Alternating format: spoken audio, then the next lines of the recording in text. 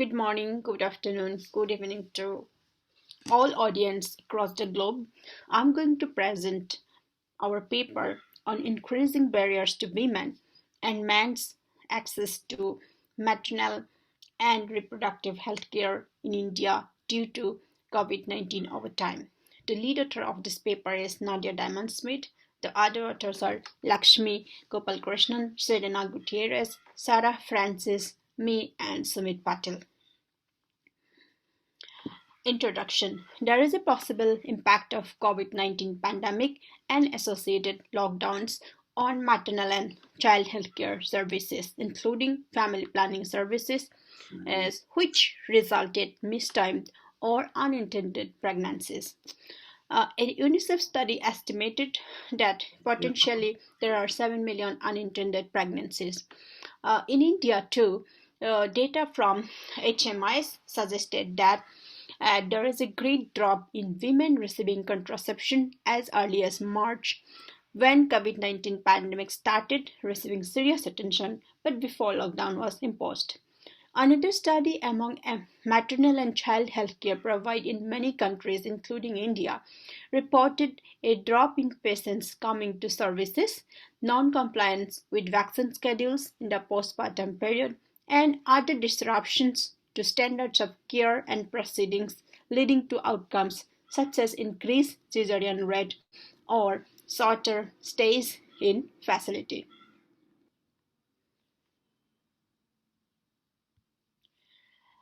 Why COVID might have impact on maternal and reproductive health care use. Of course, the system was being overburdened with COVID-19 response. Patients were scared of visiting facilities, and private clinics providing contraception and abortions in India was forced to close. There is limited data how COVID-19 has impacted men and women's family planning and abortion access and use of paternal, prenatal, and postnatal services, and what specific barriers people were facing due to COVID-19. Understanding the impact of COVID-19 pandemic and associated lockdowns can help us to understand how to continue to provide services to men and women, and this is particularly important when various lockdowns has happened and may likely to occur even in near future. The objective of our study are to understand people's perceived barriers to family planning, prenatal and postnatal care in India, and how these changed over 4 months of the COVID-19 pandemic. We used online survey data, which was collected in Facebook at 4 time points: mid-April, mid-May, mid-June, and mid-July 2020. Men and women living in any part of India were recruited for the survey using Facebook advertisement either in Hindi or in English. Eligibility criteria included being 18 years old and living in India. We sent out the Facebook ads every 3 months for total 4 rounds to recruit a new set of respondents at each point of time. Unmarried respondents and currently sterilized women skipped the questions related to pregnancy and contraception. We cleaned the data to remove the suspected fraudulent responses or those who didn't meet eligibility requirements. To measure fertility preferences, respondents were asked, how have you or your wife's pregnancy preferences been affected by COVID-19?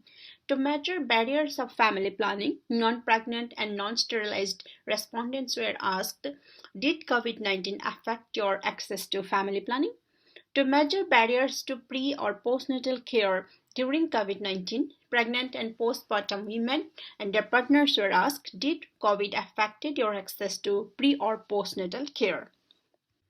We used multivariable logistic regression models to look the association between round of the survey sociodemographic characteristics and barriers on family planning and prenatal and postnatal care.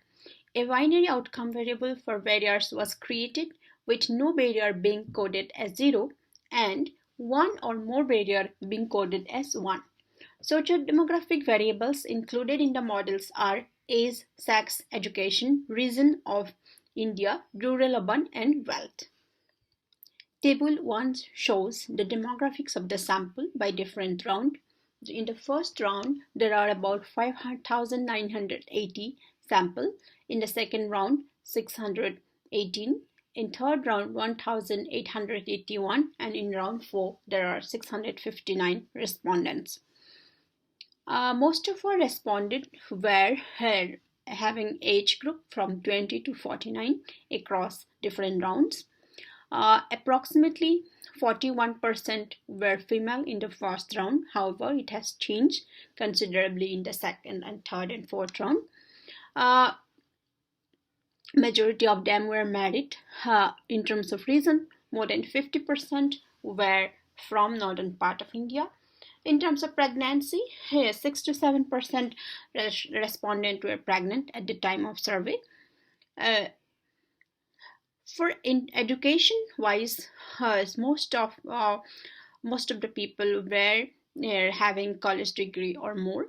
And in terms of income, we observed that majority of respondents where USD was ranging from 0 to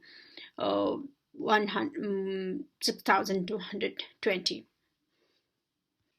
Figure 1 shows the fertility preferences by round in April to July 2020. We see that across the round, in the first round, around 30% of the respondents reported their fertility preference is not changed. However, it increased to 50% by round 4. We see that there are about 20% of the respondents who said that they cannot afford a child or another new child or another one. Then 10% of the respondents were scared to have pregnant or another baby. We also found that more than 10% of the respondents were delaying or they wanted to delay the child for the next year. And then around 40 to 30% of the respondents had other kind of choice. Table 2 presents the barriers to family planning use by round between April and July 2020.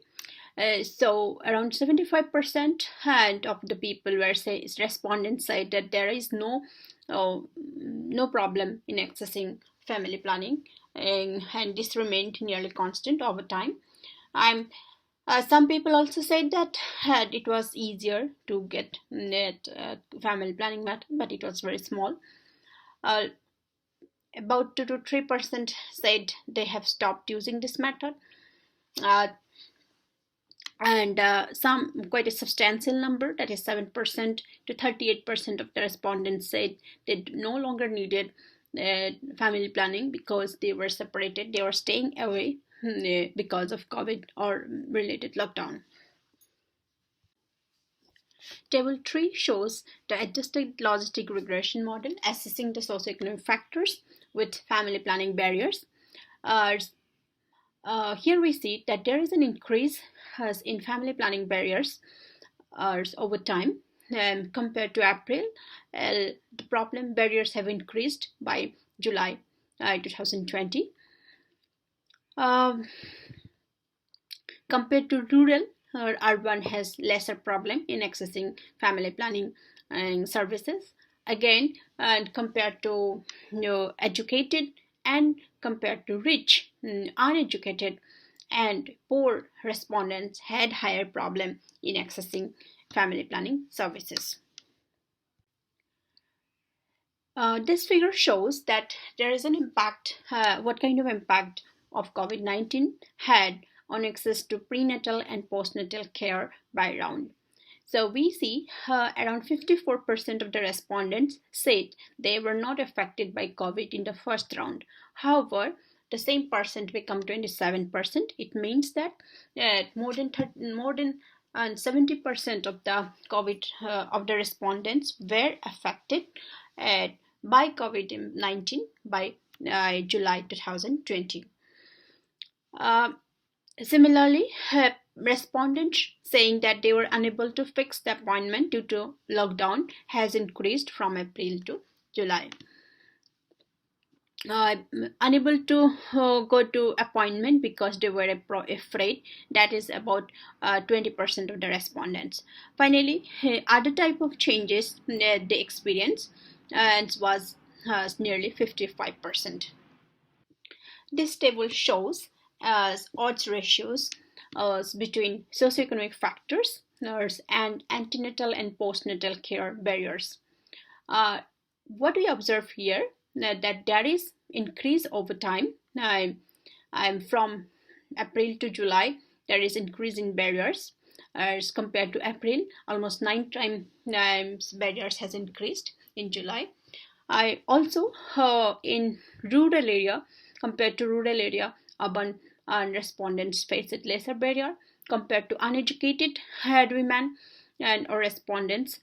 Educated respondent faced lesser barrier compared to poor background, less income respondents. Higher income respondents have lesser problem in accessing antenatal and postnatal care. Finally, there is a discussion how overall COVID-19 led to changes in fertility preference for or about one-third of the respondents. Among those whose preference has changed, it was most likely mostly in terms not wanting for children at the time of survey or due to financial concerns. The majority of the respondents in our sample didn't have their access to family planning affected by the COVID-19. However, there was an increase in the barriers over time. In contrast, the few impacts on family planning, prenatal and postnatal care appear to have been more affected by COVID-19, with about half of respondents reporting barriers. Also, an increase over time in barriers to prenatal and postnatal care. As we would expect, urban, educated, and richer people faced fewer barriers, raising the concern about increasing inequalities in reproductive health access due to COVID-19. The main barriers were fear, household burden. There was delays due to fear of going outside of the house or facility, which have been also found in the context of other countries like Europe and so on. These findings were collected early in the pandemic, and more research is needed on the impact of COVID on access to healthcare facilities. Additionally, how barriers have translated into changes in healthcare use and outcome is essential. For example, if there have been unintended pregnancies or more adverse maternal or infant health outcomes, what would happen? Although the study we have presented here was excellent because it was rapid and it was inexpensive, which was otherwise not possible to conduct during lockdown period, but it has a number of limitations. First limitation is that the study sample may not have appropriate geographical and socioeconomic representations, and particularly there is a great chance of non-representation of socioeconomically backward population because it was totally technology-based survey. Uh, we also found that there has been great variation in terms of response from first round to last round. In fact, sample size of the respondents have drastically reduced by the fourth round. Because of their sample size and recruitment process, this study cannot be generalized for wider population. And since we have repeated the survey, it was also quite a bit long. Despite of these limitations, we can have the following conclusions from our study. A social media using sample of women and men in India appear to face some barriers to their prenatal and postnatal care during COVID-19. The pandemic didn't appear to increase or decrease respondents' desire to have more children at the time of survey. These findings are suggestive that some barrier exists in seeking reproductive and maternal health care due to COVID-19, and they may worsen with time. In light of this, programs and policymakers must focus on ensuring that women and men are receiving the reproductive and maternal health care so that they need as the pandemic persists with a focus on already disadvantaged population. Thank you. Questions and comments.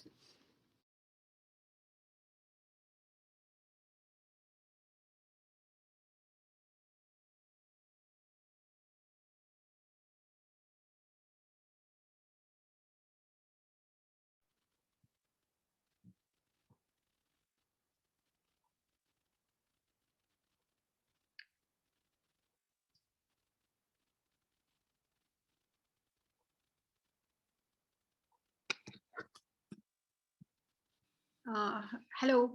Hi, Manan. What is like, we don't have a chair in this session. He has not arrived. So can you guide us how to proceed? I think we decided to have to play the record one by one.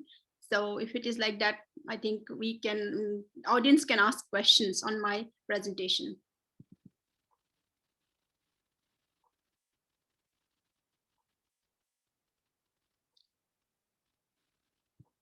Yes, I see a hand raised by Vladimir Kanadastromo. Please go ahead. Hi, Nandita. Very nice presentation. Thank you.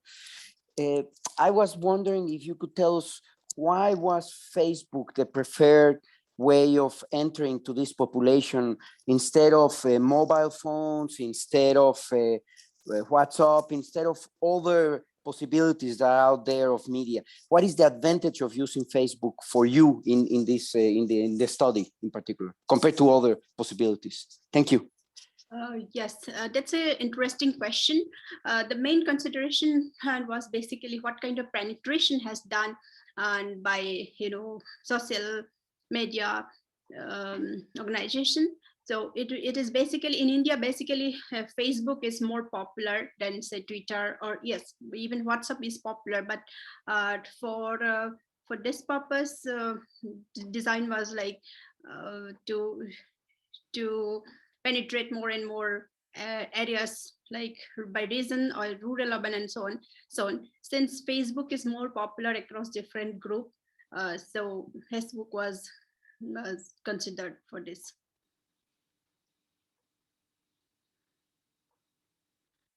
Yes, Sadaf.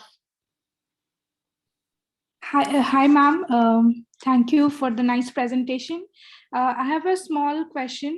In the table 3 result, you have said that the urban people have comparatively less access to family planning services. So could you please let me know like what could be the possible reason behind this?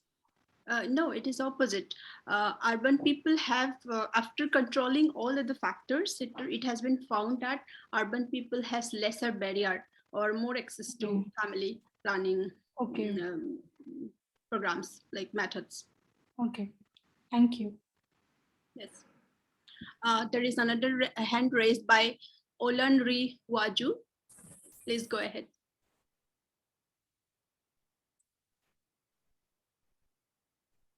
Hi, Olan. Do you like to ask the question?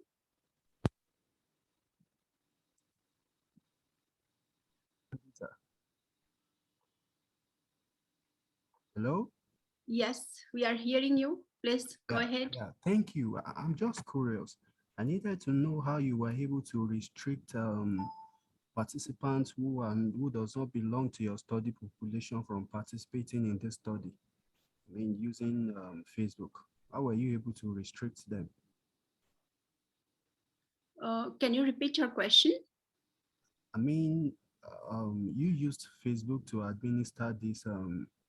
So how were you able to restrict participants who does not belong to your study population from participating in the study?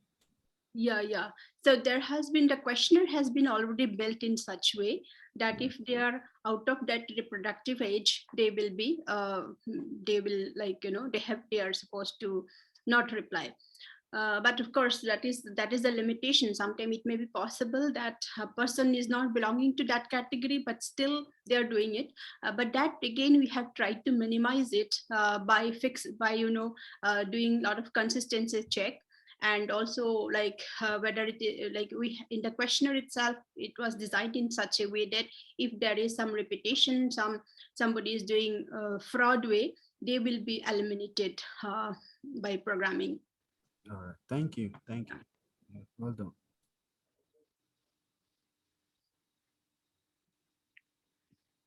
Is there other question? If there is no question, oh, there is a question by Vladimir. One more question. Yes, sorry, Nandita, I'm very curious. So recently in the news, there was the news that the entire country has dropped the total fertility rate to 1.6 they are talking about. So I was wondering if you were able to catch some of, so below replacement level, I don't recall perfectly the number. Were you able to catch some of that from your results? Do you think you are actually noticing that decline of the fertility intentions and fertility actual outcomes? Thank you. Sorry, you need to explain a little bit more your question. Yeah, I know. In the sense, these news are very recent. The one of the TFR being so low compared to what was in the last official numbers. And then in your results, you are showing us a little bit of ups and downs in people trying to have services, fertility, family planning, different things. So do you think you were able to capture some of that decline in total fertility rate that we are seeing? Do you think, sorry, last year. I will have to send you an email about it. Yes. It's okay. Yeah, but I think this is, there has been decline in India about total fertility, like there has been decline, it is below replacement level. Still, of course, there are wider variation. In our study, we are seeing that there has been problem because of COVID, but again, you know, the survey NFHS was also conducted slightly before, like at least for few states what's before, and you know, it is TFR basically, if I remember correctly, it is for 5 year, covering 5-year time. So COVID, you know, I don't know how much impact it would have, but from our survey, like at beginning, we are seeing that there has not been huge preference, and for the rest, like in late next 4 months, and again we don't see much, but problem is that our sample is very, very small, so it is very difficult to say decisively what is the impact of COVID on fertility decline. This question needs further, you know, detailed investigation. Thank you. I hope this helps. Yes, there is a final hand raised by Olan Riwaje. Do you have any further question? Okay, so I think I should hand over to the next speaker. It's Professor Usha Ram. Madam, over to you. Manan, can you help? Who is the second speaker? Thank you, Dr. Uja, the chairperson of the session. Good morning and good afternoon, ladies and gentlemen. This is Usha Ram, professor at the International Institute for Population Sciences, Mumbai. It gives me immense pleasure to share the findings of our study on utilization of maternal and child healthcare services during the first wave of COVID-19 in India, findings from a multi-centric study. I present this study on behalf of my co-authors and the collaborators. The global coronavirus pandemic has affected lives in several ways and has in fact forced many countries to go into complete lockdown. Although children and women showed lower prevalence and mortality rates of COVID-19 during the phase 1 of the pandemic. However, disruption of routine healthcare services affected them the most.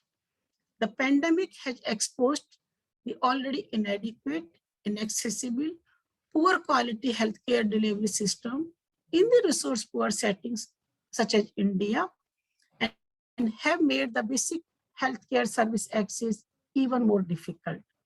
Generally, the epidemic monopolized most resources, resulting in neglect of basic and regular essential healthcare services, making it even harder to utilize. To meet the growing demand of the COVID-19 patient, the system converted several healthcare facilities into the COVID-19 patient care services. The staff were shifted from the routine services to care for the COVID-19 patients. This in turn further squeezed the already weak healthcare service access for the routine programs. On the top of it, financial resources were reduced due to loss of jobs, etc. The restrictions on mobility increased substantially. The public transportation was closed. All this together made health service access even more difficult. As we know, several expectant mothers and newborn in India are deprived of affordable quality services in general, even though access to and utilization of quality antenatal, natal, and postnatal care services have led to the past reductions in the maternal and child mortality levels in India. It is feared that the squeeze or disruption in the infrastructure and restrictions on movement may in fact negate or even sometimes reverse these declining trends in maternal and newborn mortality rates. Failing to the current healthcare services, Stein et al. Estimated that 4 countries, namely India, Indonesia, Nigeria, and Pakistan together, are likely to have a total of about 32,000 maternal deaths, 400,000 newborn deaths, and 340,000 stillbirths in the next year, that is 2022. We assessed utilization of maternal and child healthcare services in this study in 5 Indian states.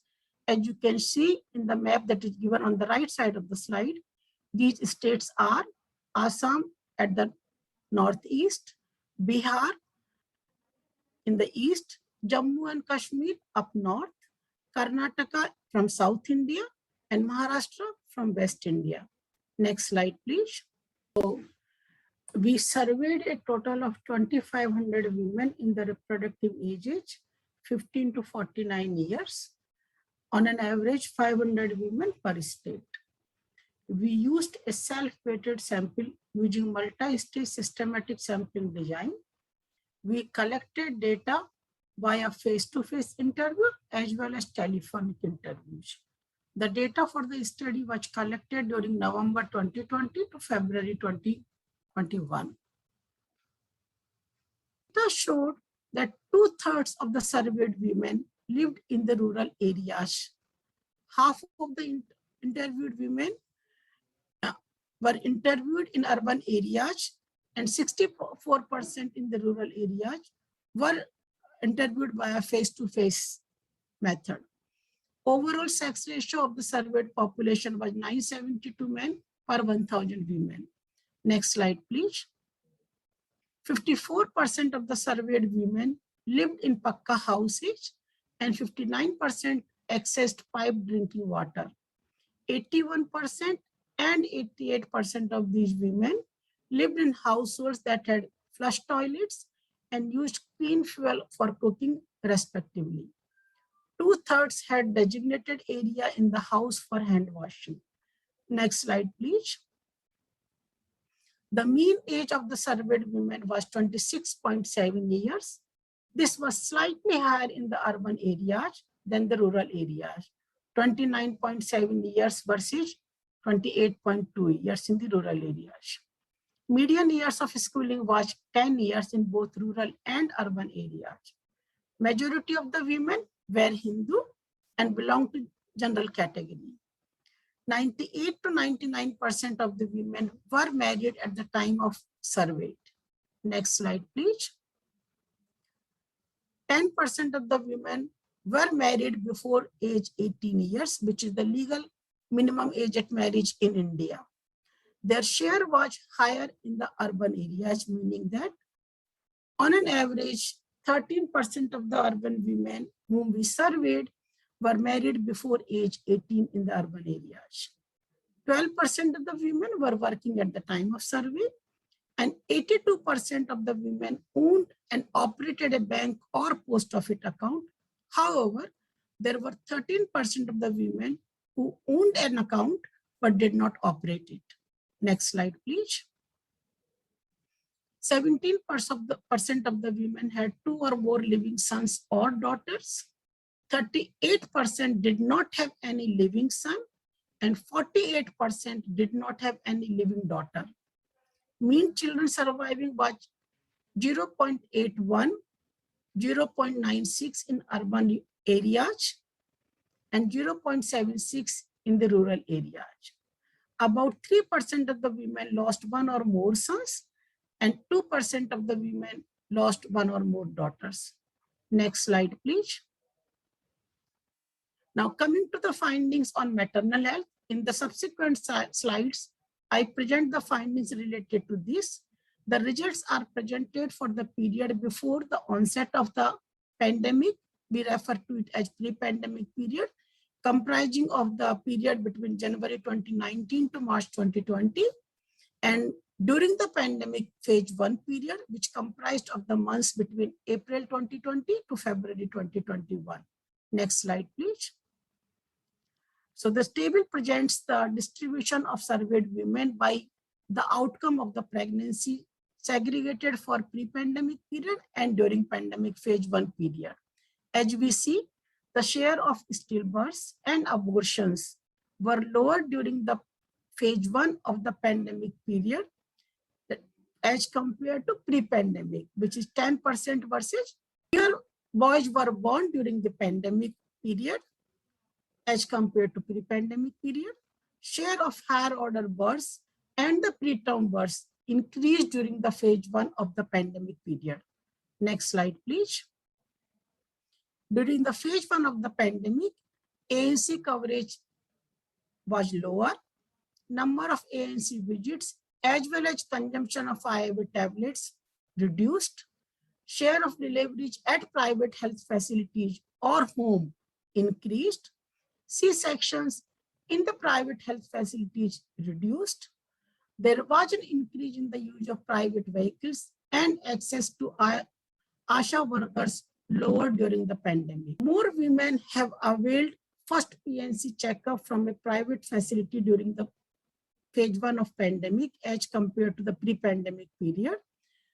Higher percentage of the women were visited by a health worker during the antenatal, natal and postnatal period during the pandemic, meaning that the health workers compensated in a way for the loss of access to healthcare services as much as possible.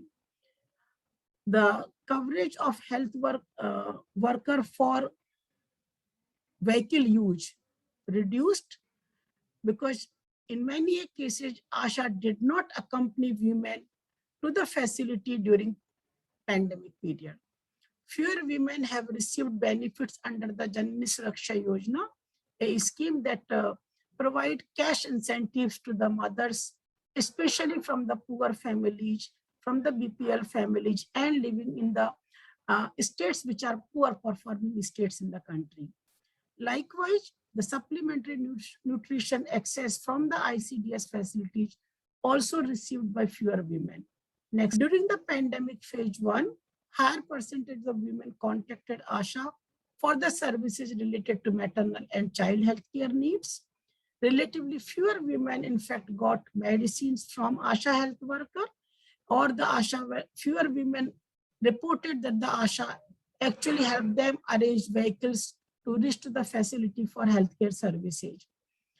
At the same time, fewer women reported that ASHA actually accompanied them to the health facility, which under the protocol of her services, she should accompany them as and when the needs be of the women with respect to maternal and child healthcare services.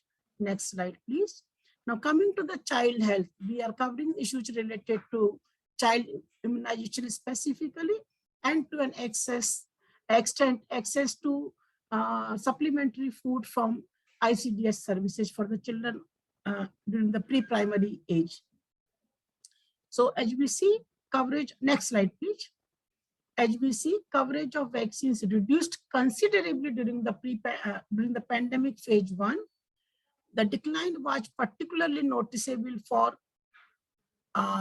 DPT booster and vitamin A first and last doses, the reduction to the tune of 41 to 45% points.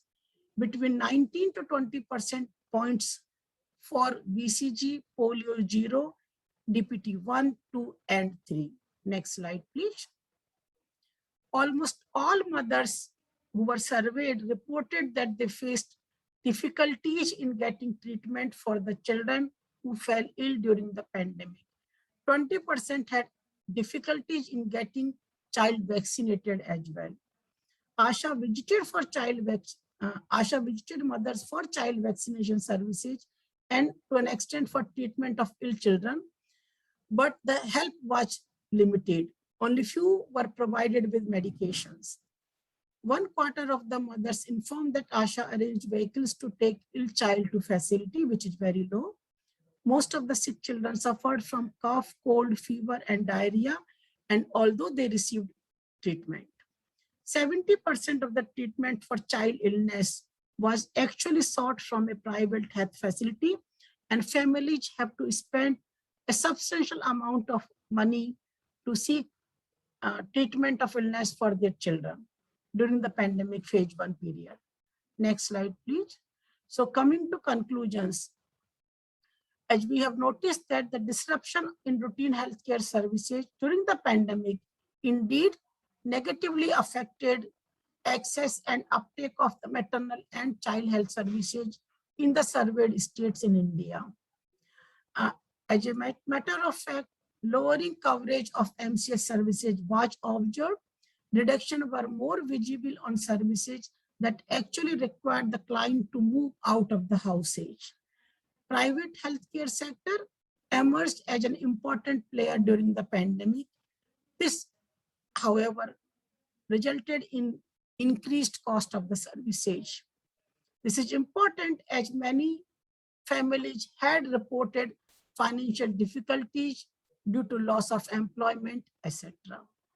Strict protocols on movements of the common man and the limited access to health facility due to closure or conversion into COVID dedicated facilities and non-availability of transport services because of the closures of transport system, public transport system, were the key barriers in accessing healthcare utilization for maternal and child services. Health workers, especially ASHA, played an important role in filling these gaps. However, the role was mostly limited to the advisory services, as they too faced actually getting supplies of medications and other basic needs that they keep in their stations. ASHA's involvement in facilitating access to and utilization of MCS services reduced dramatically during pandemic. I conclude my presentation here. Thank you, and I'll appreciate if you have any comments, questions, suggestions.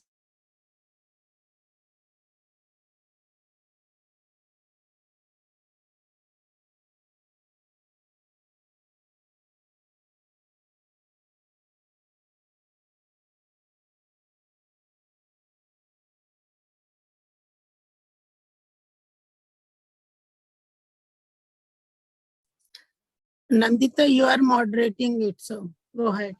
Yes. Thank you, madam. This is really a wonderful presentation and also first-hand collection of data dissemination. That's really great. Is there any question? I see a hand raised by Olan Riwaje. Please go ahead.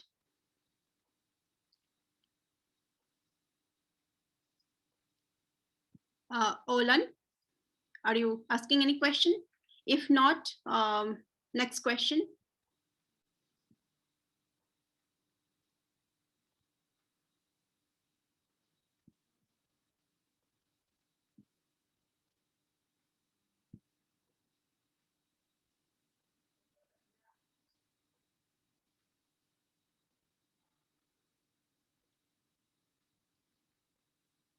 Is there any questions from the audience?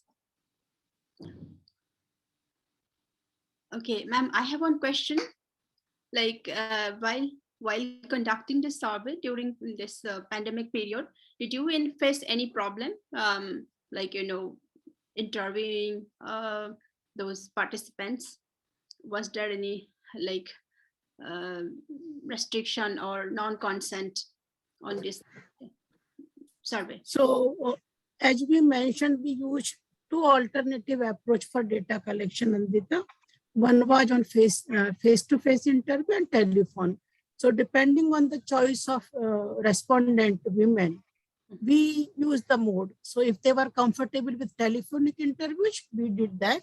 If they say no, it's okay to come and contact us because they are available in person, then we did that as well. So like about, if you see, half of the interviews were face to face and half of the interviews were on telephone. So there was absolutely no problem because we in advance decided that we will give the choice to the respondent, and depending on her preference, we will implement the tool. So uh, once they have accepted, there was no issue there. Great. Yeah. Is there any other question? Maybe if there is no question, we can go to the next presentation, but we can still have some question if anyone has later on some doubts or clarification or question arises. Manan, shall we go for the next presentation? Good afternoon, everyone present here. I am Swagata Mandal, and today I am going to present my paper, the SVEIRD Epidemiological Model to Predict the COVID-19 Transmission in Indian States. This paper have been co-authored by Professor Saeedunisa ma'am.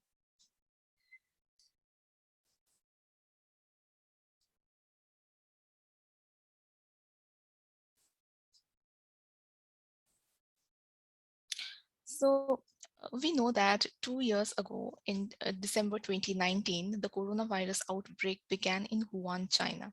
And on 11th March 2020, the World Health Organization had declared it as a pandemic. India, the first COVID-19 cases occurred in 31st January 2020. And since then on, a lot of changes have been observed in the transmission dynamics of this infection. The COVID-19 disease was known to be spread by the infection SARS-CoV-2, which is a respiratory infection which affects the respiratory tract of the system of the human beings. And this is documented to be a person-to-person infection. So to keep the infections in check, most of the countries went in lockdown so as to minimize the person-to-person contact. But these lockdowns and social distancing quarantine had a severely negative effect on the mental health, physical, social well-being, and also on the economy. In India, the number of cases had began to come down in the last quarter of 2020. So many of the restrictions, the lockdown norms were relaxed, and as a matter of which the people got back to the normalcy of their life. And then again, the new cases had started spiking up in the first quarter of 2021. And this was commonly termed as the second wave of the COVID infections. This phenomena is not very uncommon, and many experts have said that in infectious disease scenario, the wave is observed and it is kind of inevitable. The wave dynamics is observed when the people start interacting with each other after the closed period. Along with this, the extensive research was done on the vaccination, and within a year of the outbreak, vaccines were introduced. In India, the vaccination process had started full-fledged from 16th January 2021, and till now, over 1 billion of the population have been vaccinated. We do conduct the study not to understand the factors that have led to the second wave, but to understand the transmission dynamics of the infections and the recovery of the rate of the population, and how the vaccinations, how the lockdown measures, how the social distancing measures are affecting in the transmission dynamics models.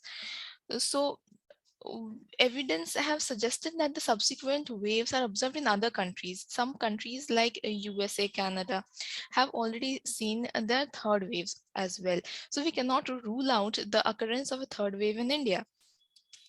And we need to visualize the transmission dynamics of the COVID-19 infection, and we are devising here an SVEIRD epidemiological model. And we are doing that for the states of Delhi and Maharashtra. We have taken these two states because during the second wave, these were the most like these were among the most affected states. And by the study, we want to see that the vaccination rollout process is proper so that the health system is not affected because of the overburdening. Here we have two objectives. First, to formulate the transmission dynamics mathematical model of the COVID-19 second wave. And our second objective is to model the Indian states with high impact of the second wave using this mathematical model. The data source here is used from the repository covid19india.org, which is backed by the state health departments, ICMR, COVID vaccine registration portal, and MOHFW. So this is our model that we have devised, that is SVEIRD model. Before jumping into the model, I would like to give a brief about the epidemiological model. The most basic form of epidemiological model is SIR model. So what are these? These are basically compartments. This is also known as the compartmental transmission dynamics model because they divide the entire population of a region specific to a region. They divide it in compartments. For the SIR, the simplest model that I just said, there are three compartments. S for the susceptible people. Susceptible people are those who are at the risk of getting infected of the disease.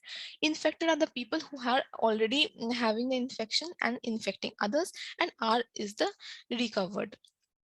So from S, it will go to I in an rate alpha of time, which is dependent on time variable, and from I it will go to R in the rate beta, again time dependent. So we will study that how fast this infections are increasing or how fast the recovery rate. Like once you are infected, you will go for a recovery, and how fast that it is going to the recovery population. So we can understand how long this infection is going to stay in the population. That was the basic one. And here we have the SVEIRD model.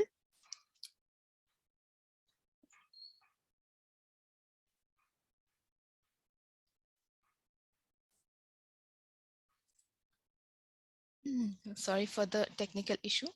Yes, here we are describing the SVEIRD model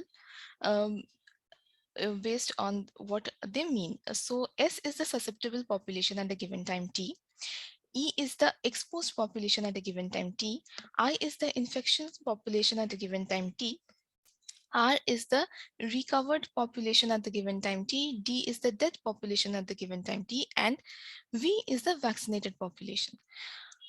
So we are taking here E as the exposed population. In COVID-19, we have observed that there is a term we have heard known as the asymptomatic cases. These are those people who have the infection, but they do not show any signs and symptoms. So we have taken this into in our assumption that once the person is susceptible and once there are some infections in this population, they will first go in the exposed population. And we have also observed that there is a latent period of 14 days, like it is said that in 14 days you will observe if you get the signs and symptoms of the disease. So prior to that, you will not know that whether you have the disease or not, but that does not mean that you are not infecting others. That is a very high risk population. And from S, they will move to the exposed group, E, and from E, they will go to the I, that is the infected group. This is going in the rate alpha, that is the rate of transmission of the disease, and from E it is going to I at the rate beta 1, that is the rate of progression to the infection. Now this data is not available commonly, but I have taken it, I have made the imputations from the Serological Survey of India, which studied on the antibodies of COVID-19 virus present in the population and understood that how many people were not infected with the disease but still possess the antibodies, means they were belonging to the exposed population. So from the exposed population, two things can happen. They can go to the infected and they can also get recovered on their own without showing any signs and symptoms. And from I, we can have the recovery rate with beta, that is the rate of recovery of the infected individuals only. And the D will go in the rate eta, that is the case fatality rate. We also have here the V, that is the vaccinated population. The vaccination has started on 16th January 2021. So we are taking the vaccination into account, and we are saying that at the rate of Delta 1, the vaccination is done. But vaccinations are only known to be around 60% effective. So the people among which they are getting vaccinated, 40% are again susceptible to the infection, and they might continue in this same transmission dynamics. Again, we have alpha as the rate of transmission, which is also the contact rate. This will change if the lockdown measures are imposed, if social distancing is maintained. So yes, we do take the lockdown, we do take the asymptomatic symptoms into consideration. And also, the infected population is only if the person tests positive. That is the confirmed cases.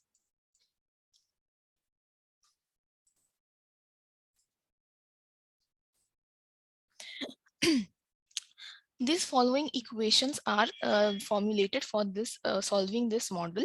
First is the n equals to s equal plus v plus I plus r plus d. The n is the total population, and as I mentioned earlier, that this is broken into these 6 compartments, which will equal to the total population of the place. Here we have taken the states. And also, to keep this intact, the amount of population that will be going from each of the compartments will be adding to the other one. So we can see minus alpha es is getting removed from the s compartment and is getting added to e compartment. Similarly, minus delta 1s is getting added as positive delta 1s in the v, and here it is plus delta 2v is getting subtracted from this v, so that this equation is maintained. We have few model assumptions. First, this entire model is close to death, birth, and migration. All the compartments are mutually exclusive and exhaustive. There are no reinfections, that from the recovered they are not getting infected again. That is also another model assumption that we make. And we do the solutions by the first order Rangakuta method, which is also commonly known as the Euler method. Here we have done the modeling for 2 states. That is for Delhi and Maharashtra. We have done the modeling state-wise, because for a country like India, the entire scenario is very heterogeneous. We might not get the actual results. Even if we are not doing it in district-wise, because since it is close to migration, inter-district travel on a daily basis is very high, and we do not have the accurate data of that, and that might affect our model. And here per unit is considered to be a single day. First, we see that this is our model run. We have run this in RStudio, and we have started. We see that we have taken only the exposed, infected, recovered, and death plots, because we're not taking into the susceptible and vaccinated into this graph, because those numbers are very high, and it will be difficult for us to read these. So we can see from the 30 days of onset of the disease, the second wave, the infections are reaching about 30,000, and the recovered rate is around 60,000. Recovered population is around 60,000. We have to keep in account that the recovered that we get in the data is different from this one, because from there we are taking the recovered which is only coming from the infected population, but here we are also taking the recovery rate from the exposed population. We'll match it with the real data, and we'll see that here also the infected rates are around 30,000, and the recovery is around 50,000. We had plus 10,000 here there because of the population coming from the exposed group. Similarly, for Maharashtra as well, with 30 days run from the onset of the second wave, we see here that there is the infections are reaching around 15,000, and the recovery is around 35,000. Whereas the actual scenario, the infections are also reaching around 15,000, and the recovery is around 25,000 plus 10,000 coming from the exposed population. So this disease models can be quite useful, but one thing to keep in mind that it can be useful only during the early transmission dynamics. For a long run, there may be various assumptions that we are taking place can fail, and it cannot be totally effective. So for understanding the early transmission dynamics and understand how the disease can progress in the upcoming 30 to 50 days, we can use this model just so that we do not overburden our resources that we have and can have a efficient vaccination rollout. And limitations of this is that we have taken into only two vaccinations, that is the Covaxin and Covishield, and their efficacy is taken here as 60%, but can differ from the actual data. And here all the accuracy of the RT-PCR test, rapid test, plasma test are taken to be same.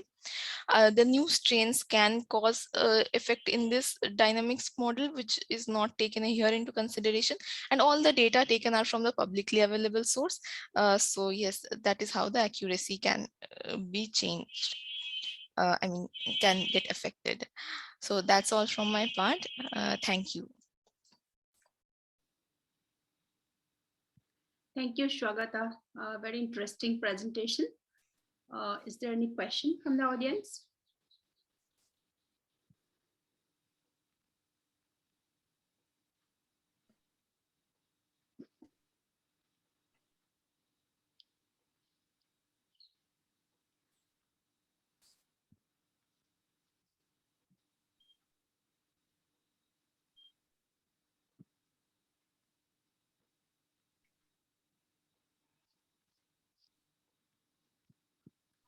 Swagata, I have seen a number of assumptions in your paper. On the Yes, basis ma'am. of this assumption, would you like to tell that your model underestimates or overestimates COVID infection in future? Um, the assumptions are actually limited to any kind of epidemiological models that we do. So it will be close to death, birth, and migration. Um, but on the fact that the vaccination is a very important factor here. So that can a bit overestimate our numbers because we have taken the vaccination rate as constant, but we clearly not that was not the case. That kept on changing. And one more thing, that this model also takes into account the lockdown. I forgot to mention it in my presentation, that the two states that we had taken, Delhi and Maharashtra, the time from when the cases started rising, their each respective government had imposed the lockdown restrictions. So those were also taken into account, and that contact rate that I was talking about, alpha, that was also reduced, because as per the lockdown is imposed, the alpha will also get reduced. Other than that, it might be a little bit overestimating in the total numbers because of the vaccination percentages. Yes, but you have assumed that there will not be reinfection as well as, in future, because it is about projecting future. Mhm. We see the new variant of COVID where, vaccination effectiveness, we don't know much. And then we also don't know what are the symptoms and so many other issues. Do you think that there is more chance of underestimating of COVID from your model?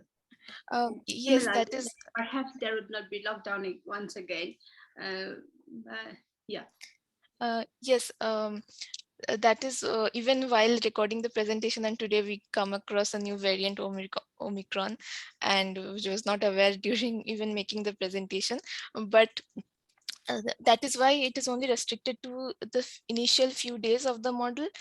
Over a long period of time, there can be new variants, and that is the typically the nature of the disease, that once a person with the disease can get reinfections because of the mutations occurring. We cannot account for that. So in the long run, the model entire that can change. We have to start again modeling it as a wave dynamics, starting it from the new number, when the number of cases starts spiking again. Yes. Is there any other question to Swagata or previous speaker to Professor Usharam? Nandita, there is a question in chat box by some Mr. Niedu. Do you see that? Yes, yes. So Mr. Olan Riaju has said that thank you for your presentation and a link between your model or herd immunity. Yes, thank you for the question. The herd immunity can be calculated using the alpha, that is the contact rate, and divided by the reproduction number. We can calculate it using the equation from the equation alpha, beta, and gamma 1. So the herd immunity is generally 1 by R naught, and we can calculate that and predict the herd immunity, and it is also based on the vaccination, the contact rate, and the force of transmission. So we can actually find out the herd immunity and from this model, taking the values. Yes. Any other question? We have still some time. 11:50.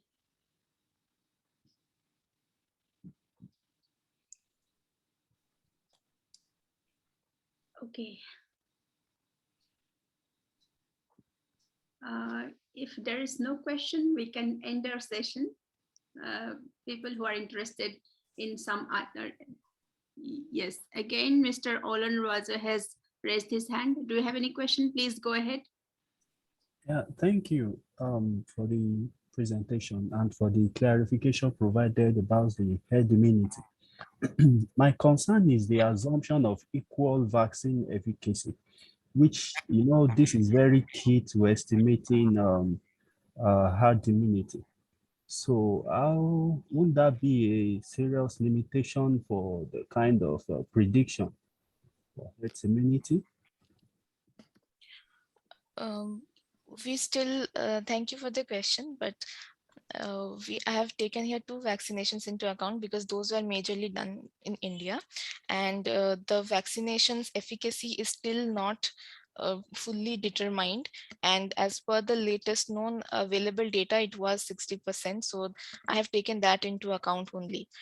And as Nandita ma'am had previously asked that the new variants, so we still don't know whether it is effective against the new variants. As per known, it is 60% effective, so only that is taken into account. All right, thank you for the work. Thank you. Okay, we are almost advanced for around 27 minutes. Even then, if there is no question, we can end the session so that interested people can join other live sessions which are still going on. Thank you. Thank you for participating. Thank you for everyone who has presented and participated, and also those who have questioned in this session. Thank you. Thank you, Nandita. Thank you for chairing the session.